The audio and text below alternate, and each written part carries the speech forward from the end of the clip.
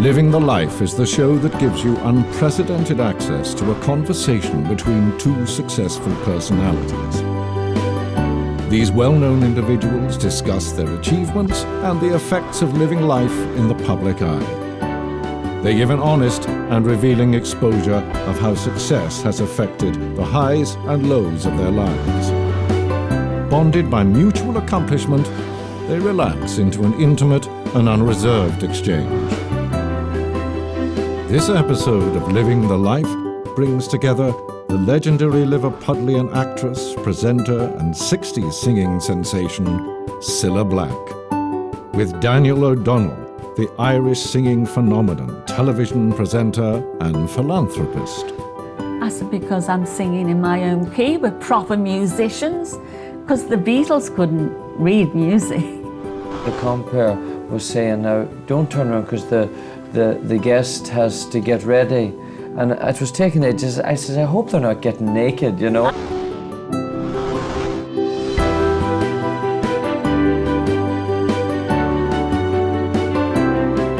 What was it like for you growing up in Liverpool? Well, very similar, because I'm from Irish heritage and Welsh. I'm very Celtic, actually. So my grandmother, my father, was first generation of Irish.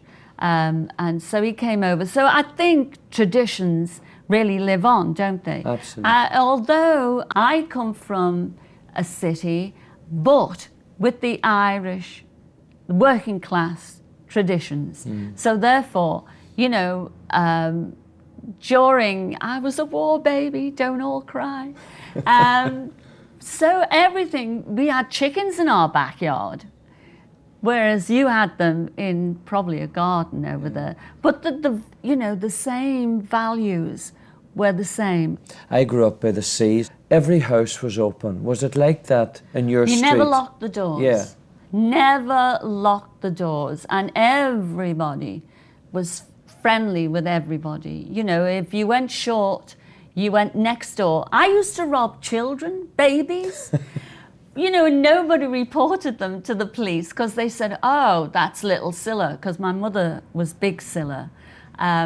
Little Cilla, it'll be her, you know. And rather than have, and I did, have a doll and a pram, I'd take the real thing from outside the front door. And they never, ever bothered because they knew, you know, 2 hours later, I'd be back with the baby when it woke up and it was starving to eat. Or drink at that time. Yeah, it was it was a very trusting time, my childhood. But then I go much further back than you. I mean, you couldn't do that today. I mean, really, why did you get into show business? I mean, how? Stuck out there in Donegal in the wilds. Why did you do this? I think, you know, growing up in Ireland, there's a song about every crossroads. They write songs about the happy occasions, the sad occasions. There's just so much music.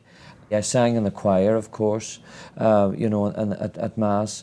But during Lent time, they would have concerts, and that was my first opportunity to sing. Now, my sister Margot was singing again from I was 2, so she started in Ireland, I suppose, around the same time that you would have started here, even though she was only about 12 when she first started singing with the band, which is incredible. So we were always aware of music in the house.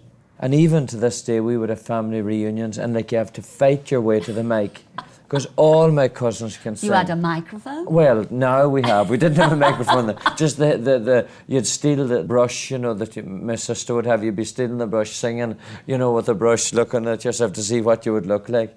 But that was my initial opportunity. I can't remember not singing. I think I must have bored the tail of people, you know, that everywhere, on every opportunity, I was standing, you know, with my mouth open singing something. It's a very Irish thing, yeah. I think, performing. Don't you think? Absolutely. And, you know, going on from, I suppose, that singing and the concerts, I didn't actually think that I would be a singer. And I suppose Margaret, my sister, or Margot, her singing gave me a sort of a kind of an inside peek at what it was like. I mean, it was hard work, I thought. She would go away singing she was still at school, obviously, when she started, and then, you know, would go away and would be singing late at night and back for school, and then obviously the singing took over, she became successful. But I suppose from seeing her, I thought it would be a hard life. I thought I would do teaching. But I loved the music. I loved the opportunity to sing. I remember one night, I suppose, we used to go to the local hotel in Dunlow, and there was a group called La Scala. There were the Murray family. They played every weekend, and they used to invite anybody up to sing that would be able to sing. So I always got the chance to get up and sing with them. And I suppose maybe I was 15 or 16 by this time. And I remember got up and sang, and people would be dancing. It wasn't very big, the floor was small. And I remember very vividly, I was singing whatever, maybe Irish ballads or Irish waltzes or whatever, and I was really enjoying it. And I was looking at the people, and I could see them smiling and singing along. And I remember thinking that at that very minute, if I could have my life doing this, I could be happy and people would be happy. And I would think, wouldn't that be a wonderful way to spend your life? But you were going to become a banker. Well, we would have all hated you today. I know, I'm very lucky I didn't become a banker. But I'd have a fat back pocket now if I was. Well, we didn't have any money. In fact, we didn't have any money at all. So my parents kept telling me. My dad was a docker, and my mother actually sold second-hand clothes in the market. But she was a fabulous singer. I always remember her singing, you know, and listening to the wireless. And it was fantastic to be around her. All through my childhood, there was always music in my house. And everybody played a musical instrument back from the pub. There was a pub on every corner on my road, Scotland Road, Scotty Road, as they called it. And then when I went to school, I was always singing. And then when I did go to college. I went to Anfield Commercial College to do a secretarial course for a year. And the girls there asked me to sing in my lunch hour, until one day, a girl called Pauline said to me, would I go down and join her at the Iron Door, a club. It was after school. And I said, what do I want to go to the Iron Door for? She said, my boyfriend is singing there. And when I get there, lo and behold, it was the Beatles singing. And her boyfriend was the late and great George Harrison. So the girls that I went with said, oh, give Cilla a go.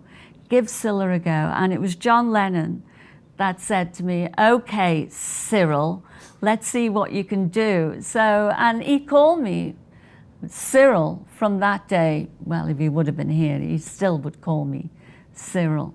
But that's how it happened for me. And you say that you were in the heart of the country.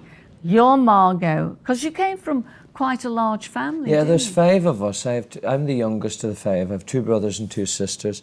My mother, a very strong woman. My father died when I was 6, so that's 1968. Yeah. He worked like, I suppose, a lot of people on that coast. They used to go to Scotland to work on farms. My mother and father actually met at the fishing up on the Shetland Islands, even though both of them are from the same area. My mother came from a little island called Owie Island off the coast of Donegal, and my father lived 4 miles from her on the mainland. But they never met until they went, got and fish. It's as romantic as that. And that's how they met, and they were married in 1948. My father was a good singer, although I don't really remember my father greatly, because at 6, what do you remember? Yeah. And he worked away nearly all the time. Prior to his death, he just sort of came home. That year, he used to come home, would come home to cut the turf, for the fire, or set the potatoes, or do all. It was a hard life. Yeah. My mother often says that in the 19 years they were married, they were only together for 3 of those years. Oh my goodness. Do you know,